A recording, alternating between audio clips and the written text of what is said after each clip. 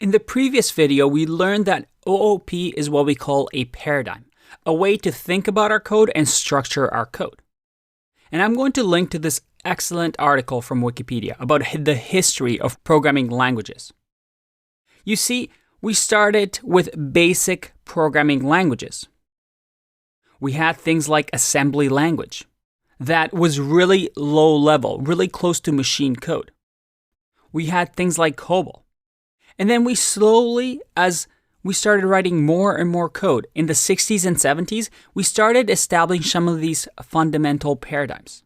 And one of the big paradigms that came to be, especially with the Smalltalk programming language, was this idea of object-oriented programming, or an object-oriented language.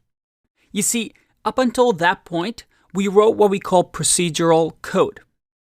What that means is that if we look at a Python file, for example, a procedural code was just like a procedure.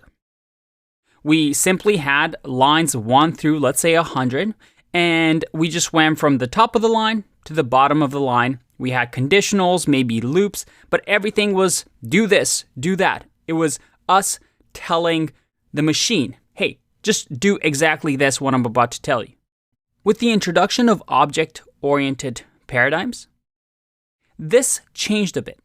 We started saying, hey, let's model something in our code that represents a real-world object.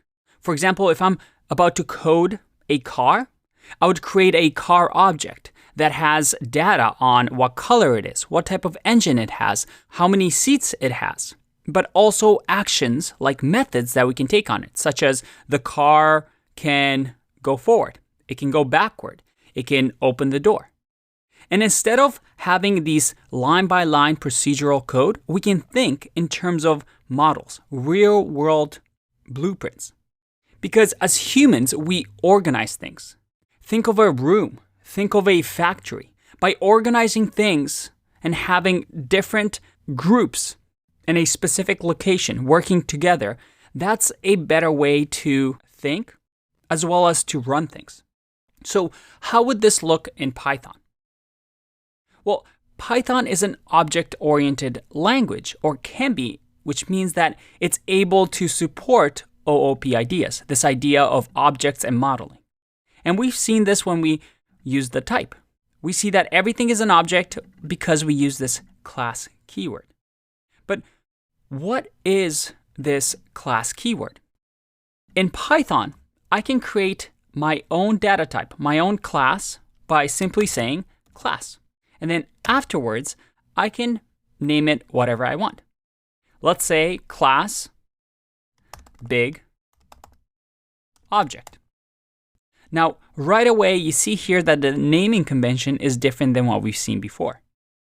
We're going to make sure that it's capitalized, which is the standard. We want to let programmers know that this is going to be a class. And we're not using the snake case, we're using what we call camel case, which is every new word is a capital letter. And then here, we use the colon, and then in here, we write our code. Now, I'm not going to write the code right now. I'm just going to pass. But right there, I've just created a new class. So that if I do, let's say, for example, type big object, and I click run, well, I still get type. Because right now, what we've created is this class, which is a blueprint, but we haven't actually created the object. I know the wording can get confusing, but bear with me. I will explain this. We can now create, let's say, object1 equals to big object, and then run this class. So that if I do type object here, object1, and I click run, I get class big object. You can ignore the main here for now because we're going to talk about it later. But you see here that I've just created my own object.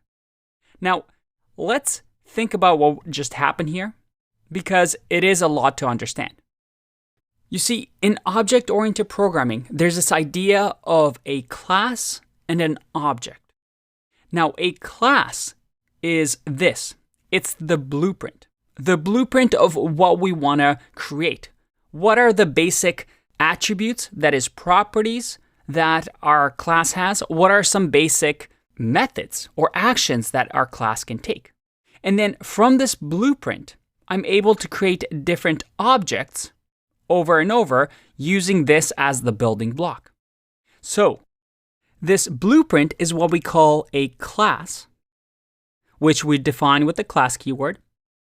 And this class can be instantiated, that is the action of creating different instances. And what are these instances? These are all objects. Now, the naming here is something that you're going to have to get used to, and all object-oriented programming languages have this language. So you'll just have to understand when somebody says, hey, I just instantiated a class, it means, hey, I just created a new instance, a new object. So looking at this diagram, let's go back to the code that we just wrote. We've created here a class or a blueprint.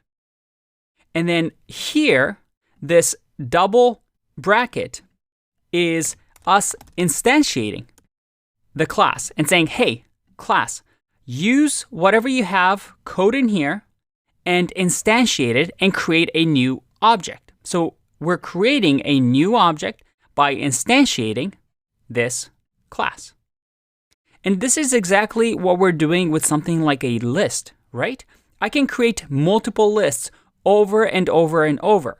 And every time I create a list, I have access to all of these methods and sometimes even attributes that I can use. And this way, I save a lot of time instead of coding it myself. And in the same way, I can create multiple objects here.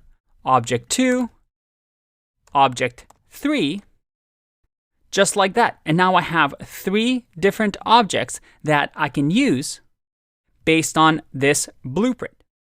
Now, the blueprint right now doesn't have anything because, well, I can add code here later, and we're going to do that in the next video. But the beauty is, let's think about efficiency here. You see, the blueprint itself, the class, is going to be stored in memory. So Python interpreter is going to say, hey, big object, it's going to be the blueprint for this. So I'm going to store all that code in memory. But every time I create an object, I don't have to rewrite the code or do anything like that. I can simply say, hey, go in memory to where big object is and just run that code. So that, again, we're keeping our code dry. We have one place that allows us to instantiate our code into objects. Let's take a break and expand on this class in the next video.